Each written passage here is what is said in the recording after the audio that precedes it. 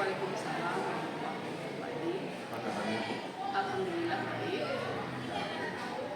Baik Bu, di sini saya minta sebentar boleh Bu? Boleh. Nantinya kita akan melakukan observasi ya Bu. Jadi menjelang observasi kita dulu melakukan percakapan observasi, di mana nantinya kita akan melakukan observasi yang tujuannya nanti untuk mengevaluasi tujuan pembelajaran yang telah dilakukan oleh siswa. Jadi izinkan saya mengajukan beberapa pertanyaan kepada Bu, boleh? Boleh Pak, silakan. Baik Bu, apa tujuan pembelajaran yang akan dicapai pada pembelajaran yang akan diberikan? Oke. Dalam pembelajaran yang dicapai itu Pak Adi, kebetulan saya nanti merencanakan topik pembelajaran itu terkait dengan pembelajaran sosial emosional. Jadi ada beberapa tujuan nanti yang akan saya capai, di antaranya di sana ada meningkatkan pemahaman sosial dan emosional peserta didik.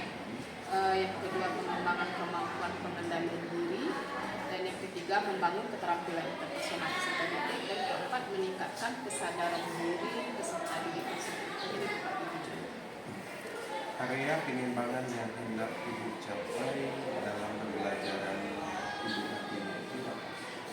Ya, ada beberapa area pengembangan nanti yang akan saya capai dalam pembelajaran sosial emosional itu, diantaranya kesiapan mental dan emosional peserta didik, peningkatan kemampuan beradaptasi antara peserta didik itu sendiri, baik di lingkungan keluarga, sekolah dan masyarakat, serta pengembangan keterampilan sosial emosional di dalam dirinya masing-masing, dan penanaman sikap positif dan empati. Dan yang terakhir yang terpenting itu Adi, adanya motivasi dari diri peserta didik itu sendiri untuk belajar dan mengembangkan pembelajaran terkait dengan keterampilan sosial emosional tersebut. Bagaimana model atau strategi pembelajaran yang akan diberikan nanti? Ya, saya ada merencanakan beberapa model dan strateginya yang tadi. Pembelajaran dengan tema pembelajaran sosial emosional ini yang saya kira efektif dalam menggunakan model strategi tersebut, yaitu yang pertama pembelajaran kolaboratif di sini. Strateginya di sana peserta didik diajak untuk bekerja dalam kelompok. Jadi mereka bisa berkolaborasi dengan sesama kelompok, dan tujuannya di sana adalah mengasah kemampuan interpersonal masing-masing dari peserta didik. Seterusnya saya akan menggunakan yang namanya model pembelajaran berbasis proyek. Jadi strateginya di sana peserta didik bekerja dalam kelompok yang melakukan pengambilan keputusan. Ini itu perencanaannya Pak. Kira-kira media pembelajarannya yang akan Ibu berikan itu seperti apa nantinya? Ya, bagian pelajarannya di sana saya akan menggunakan atau menampilkan berupa video pelajaran dan video pendek beserta adanya gambar kerja atau KBD. Baik Bu, dari percakapan kita tadi kira-kira apa yang dapat Ibu tarik kesimpulan?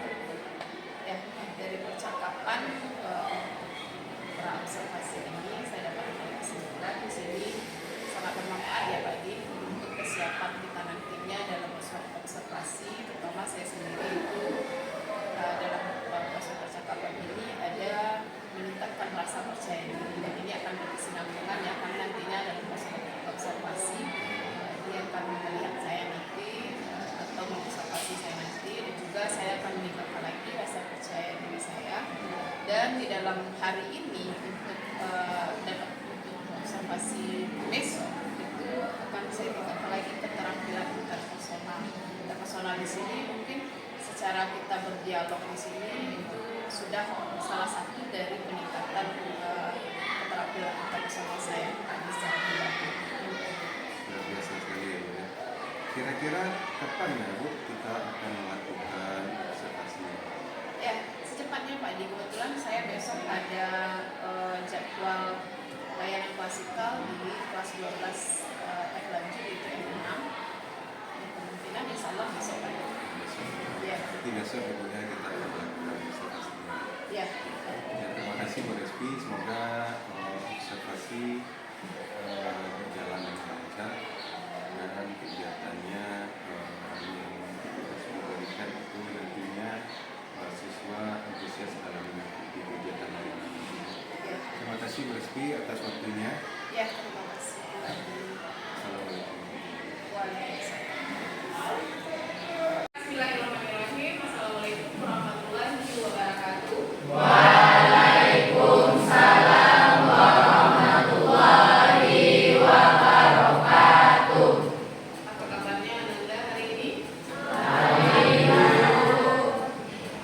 ya.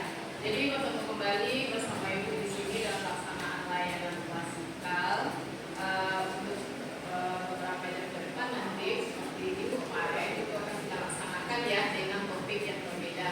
Jadi sebelum kita masuk ada baiknya untuk melancarkan pelaksanaan layanan klasikal kita hari ini kita memulai dengan berdoa dulu. Siapa yang memimpin doa? Ketua kelas ada? Silakan memimpin doa dulu. Ketua kelas. Di tempat duduk siap, hormat, tiga, berdoa mulai.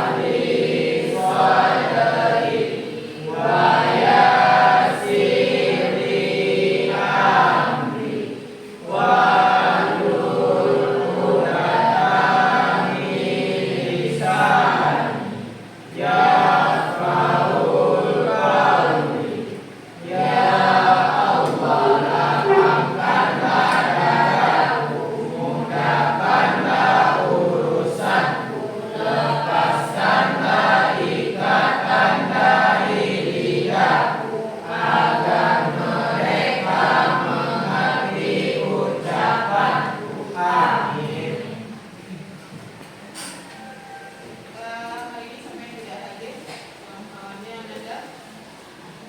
Ada yang tidak hadir? Sampai yang tidak hadir? Siapa? Reva terus? Apa kabarnya? Sakit. Siapa lagi? Rani sakit. Terus? Nur Aina Safika. Apa? Siapa lagi? Diki Oktava Nama. Gimana kabarnya? Apa juga? Terus? Nadinda Widya Putri. Gimana kabarnya? Apa juga? Ada lagi? Ya.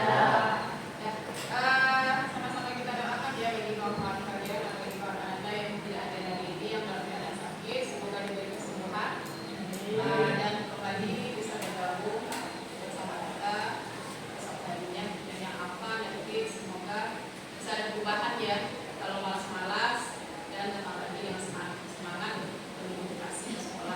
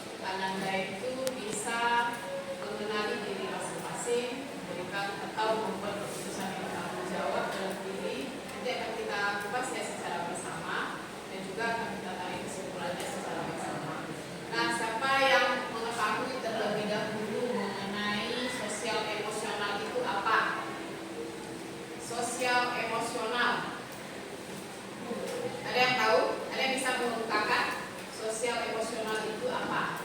Atau diartikan sosial apa, emosional itu apa? Boleh. Siapa yang bisa mengungkapkan? Ada yang tahu?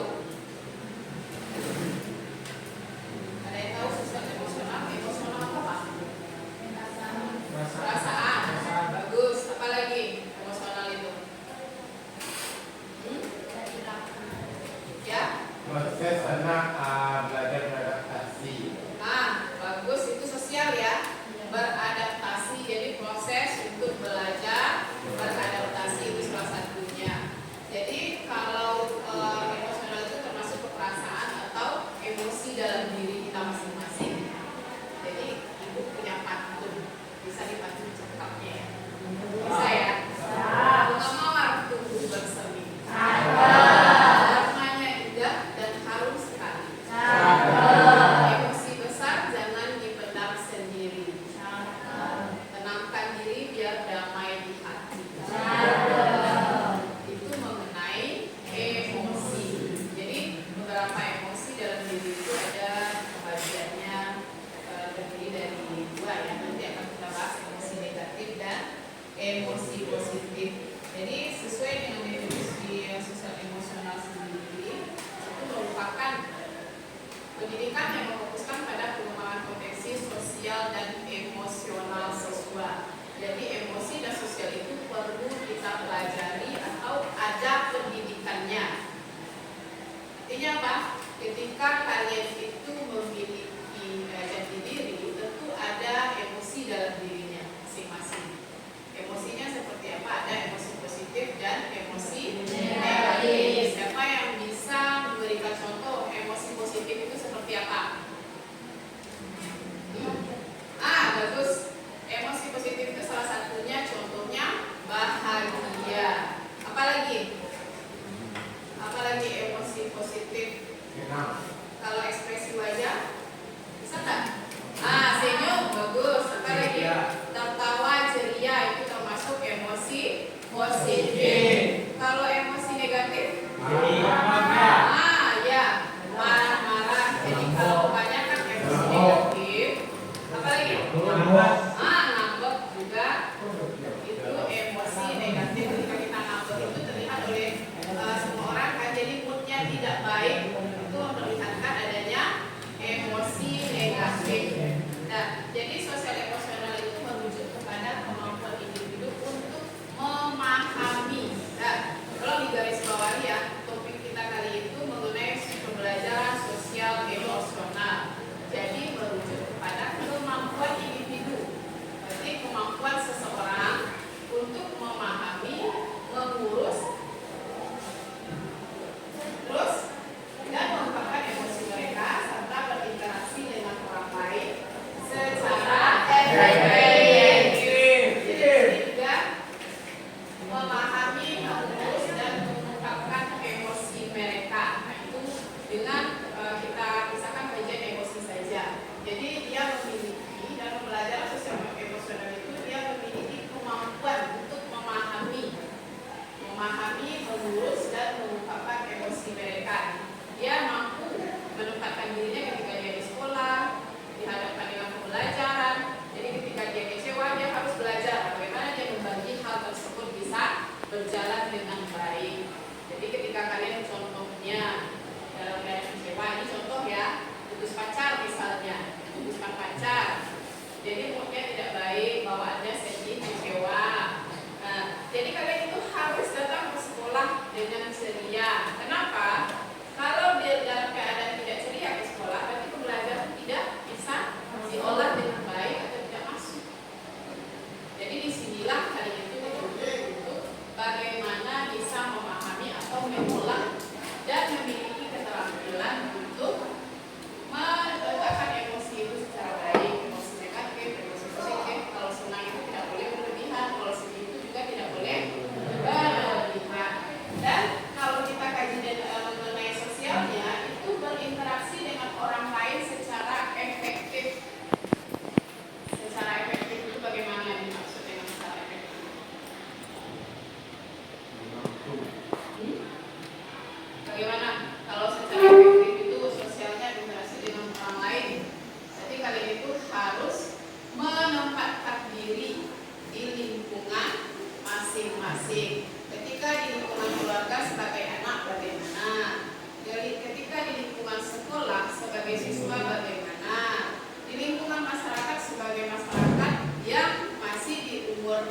rentan 17 ke bawah itu bagaimana sikapnya. Jadi itu yang dimaksud dengan interaksi yang efektif. Jadi sama-sama emosi dan interaksinya itu memiliki kemampuan atau keterampilan yang baik. Bisa dipahami ya? Bisa? Ada yang bertanya sampai di sini? Ada yang bertanya? Enggak ya? Jadi kita bisa dilihat ya mengenai pembelajaran sosial emosional itu sendiri. Jadi dalam bahasa lainnya sosial dan emosional learning, pembelajaran sosial dan emosional. Jadi ada 5 aspek ya dalam pembelajaran sosial emosional itu sendiri yang sangat penting untuk kita pahami. Nah, yang pertama tadi mengenai sosial emosional itu sendiri, itu ya kelewat ya, bukan ya. Ya, yang pertama ini dia. 5 kompetensi inti dalam pembelajaran sosial emosional itu sendiri. Pertama apa? Kesadaran diri. Yang bisa membacakan satu orang kesadaran diri itu. Oke. Silakan Nanda. Untuk mengenali emosi dan pengaruhnya terhadap perilaku, mengakui kekuatan dan kelemahan untuk lebih percaya diri pada kemampuan. Ya, bagus. Jadi kesadaran diri itu untuk mengenali emosi dan pengaruhnya. Jadi awak sadar bagaimana kita sadar terhadap diri, mengakui kekuatan dan kelemahan untuk lebih percaya diri pada kemampuan. Jadi ketika Anda itu memiliki kemampuan, silakan perlihatkan kemampuan atau kompetensinya. Ketika kita tidak mengetahui atau kita memiliki kelemahan, jangan kita sok berlagak tahu. Nah, silakan belajar. Ini kesadaran diri ini itu supaya kita itu bisa menyadari bagaimana kita itu dalam diri kita sebagai individu itu kekurangannya apa, kelebihannya apa. Sebagai manusia kan kita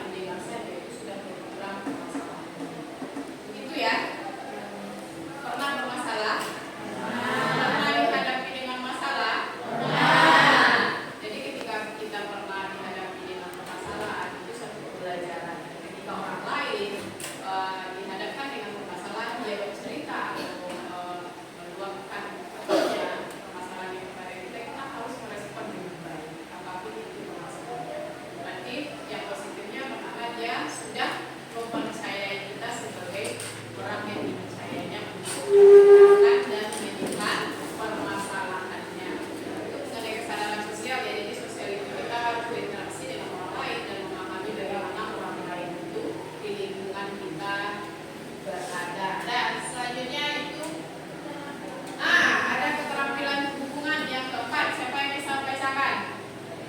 Ya, yang lain lagi. Terus yang bisa, oke silakan. Siapa? Ya.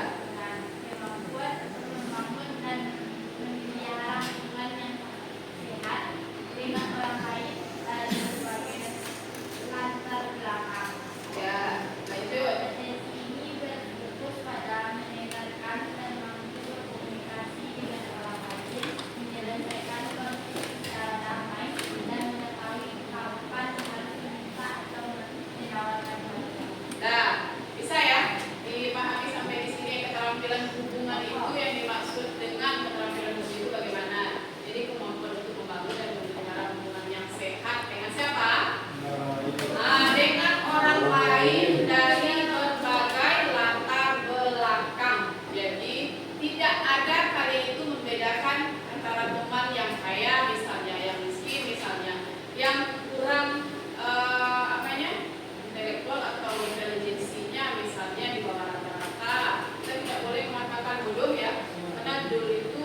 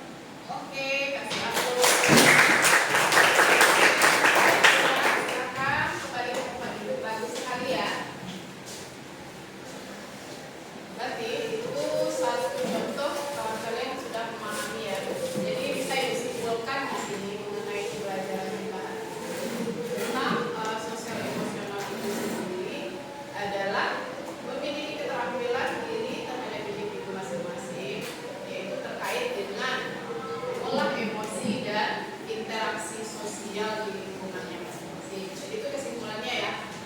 Dari 5 yang telah Ibu sampaikan tadi, itu kalian sudah memiliki dalam diri masing-masing, baru bisa dikatakan seseorang itu memiliki sosial emosional yang baik. Nah, jadi sampai di sini ya pembelajaran kita hari ini, dan terima kasih terhadap Anda semuanya yang telah memberikan respon yang baik terhadap pelaksanaan layanan fasilitas kita. Oke, aku lagi. Oke, baiklah. Jadi kalau seandainya nanti ada yang memiliki permasalahan terkait dengan konteks emosional dan interaksi sosial yang bermasalah, nanti akan ditunggu di ruang BK ya. Kalau seandainya tidak bisa diutarakan di dalam secara klasifal, kalau sifatnya pribadi. Nah, bisa ya dipahami ya? Bisa. Ada satu pantun lagi, pantun cakepnya ya. Bisa ya? Bisa. Ke taman bunga berwarna-warni. Senang berbahagia. Konseling hadir menenangkan hati. Bantu kita atasi masalah bersama.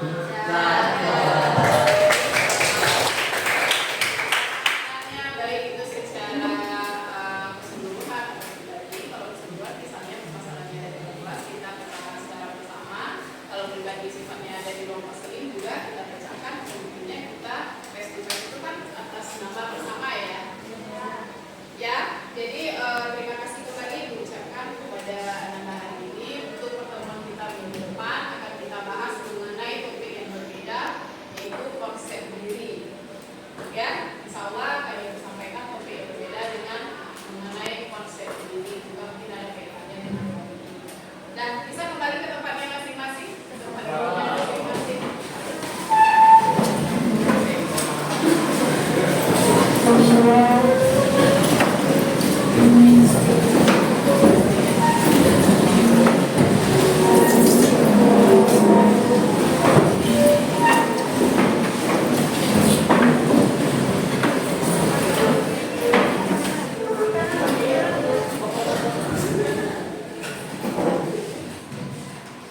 Oke, karena waktu sudah menunjukkan jam pulang ya, akan kita tutup dengan satu pantun lagi. Jadi sekarang lagi hobi pantun ya. Nah, SPG-nya itu lagi kemarin hari SPG-nya sudah kita ganti dengan pantun lagi. Jadi untuk penutupnya kali ini aku minta terima kasih atau ucapkan terima kasih kembali kepada Anda, dan penutupnya makan keripik di sawah. Keripiknya jangan sampai jatuh.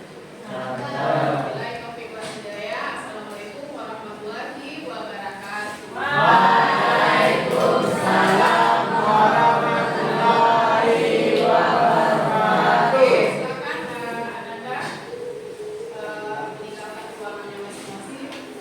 Ya.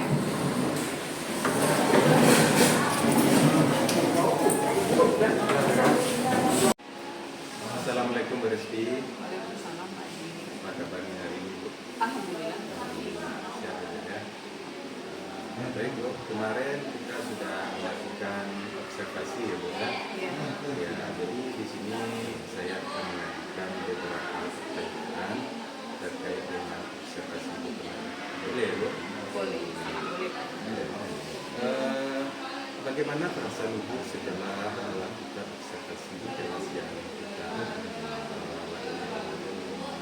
Perasaan kemarin pertama kita telah melaksanakan proses pada kelas. Yang kedua, tadi aku senang ya, karena suka menyaksikan saya di sana. Intinya saya senang rasanya siap. bisa Ibu ceritakan kembali area pengembangan kompetensi tahapan-tahapan dari Terkait dengan tahapan kemarin sudah dilalui, yaitu mulai dari tahapan ada di sana ada salam sapa, dan di sana juga ada resepsi atau pengambil absen, sebelumnya juga ada berdoa, dan setelah itu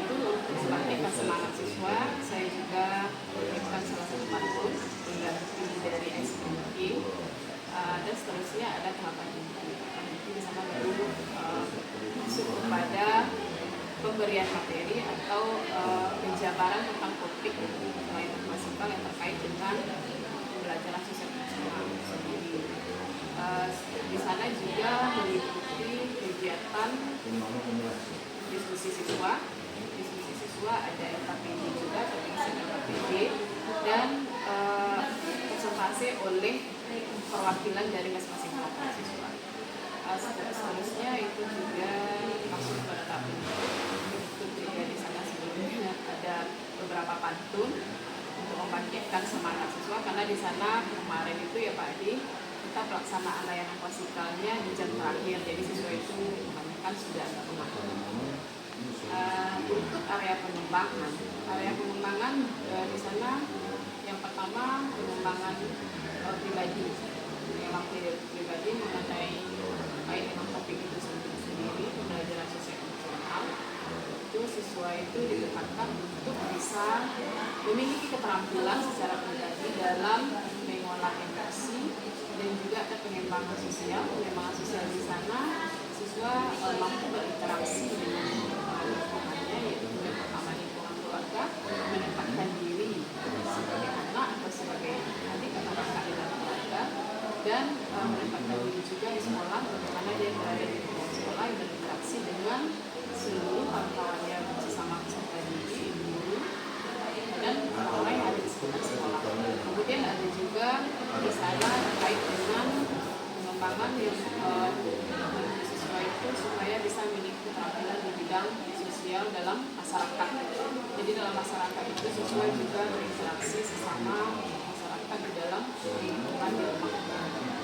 Jadi untuk pengembangan terakhir yang saya rasa di sana juga ada pengembangan moral. Jadi di sini memang lebih pentingnya pengembangan moral itu siswa bisa memiliki perilaku yang baik, kegiatan positif, mengikuti dalam kegiatan sekolah, dan intinya siswa itu bisa berpartisipasi aktif dalam setiap kegiatan yang bersifat positif di sekolah. Mungkin itu mengenai tahapan dan perkembangan.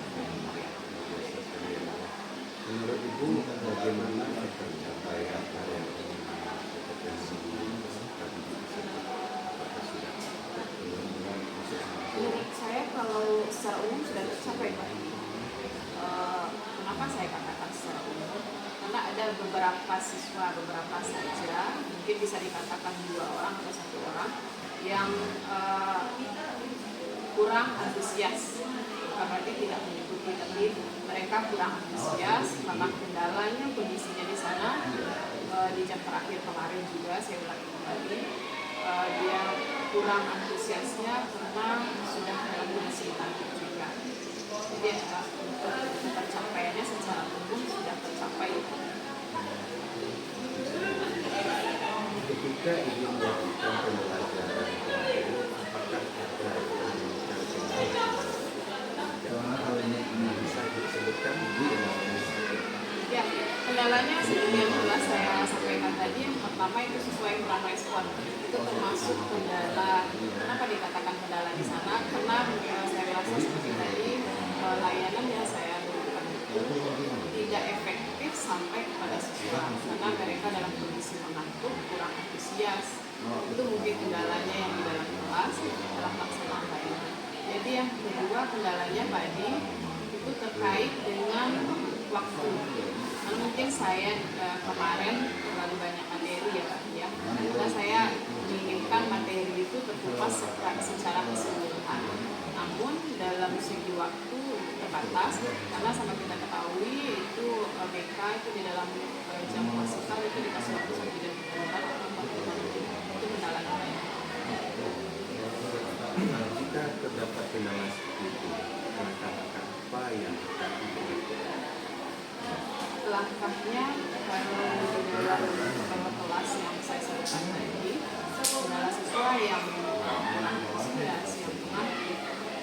Sebelum pertemuan berikutnya bisa jadi nanti siswa tersebut saya lakukan pelaksanaan layanan sering juga bisa untuk memberikan semangat dia untuk pertemuan berikutnya. Yang kedua itu bisa dalam konteks pembelajarannya saya akan memberikan media yang mungkin bisa menunjang pembelajaran yang membangkitkan aktif dalam kelas tanpa mengatur. Kira-kira kapan Secepatnya.